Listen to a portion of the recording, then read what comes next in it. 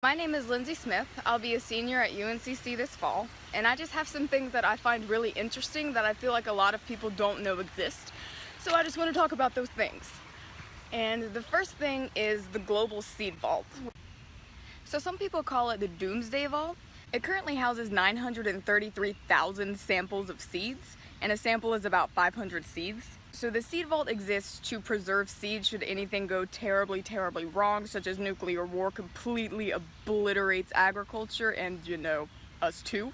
Additionally, and possibly more importantly, the vault exists to preserve genes. All the seeds that are housed there have genes such as resistance to certain pests and resistance to diseases and also different weather tolerances.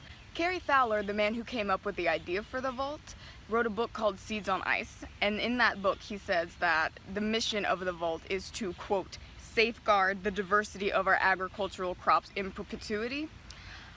Perpetuity might be a stretch for anything, but especially something as vulnerable as agriculture.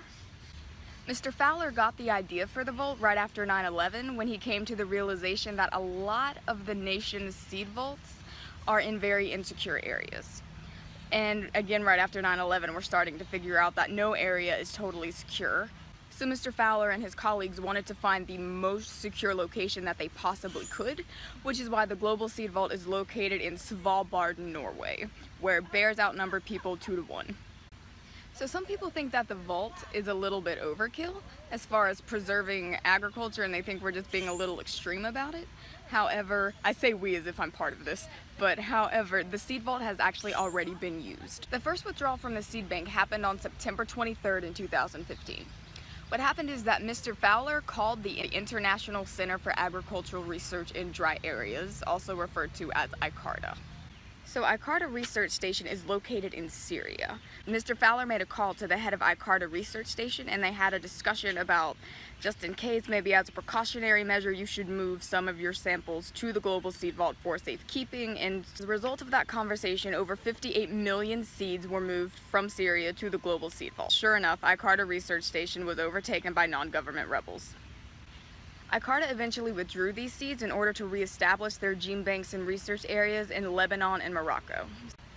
So far the vault hasn't been used to save the world perhaps, but it has been used to save research, which may someday better the world and save lives.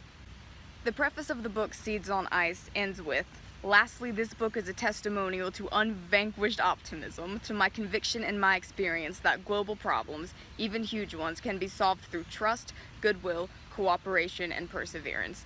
An unvanquished optimism, that is, but I do think that it is so important that somebody has that, because to quote John Green, hope gives us as a species what we otherwise wouldn't have, a chance.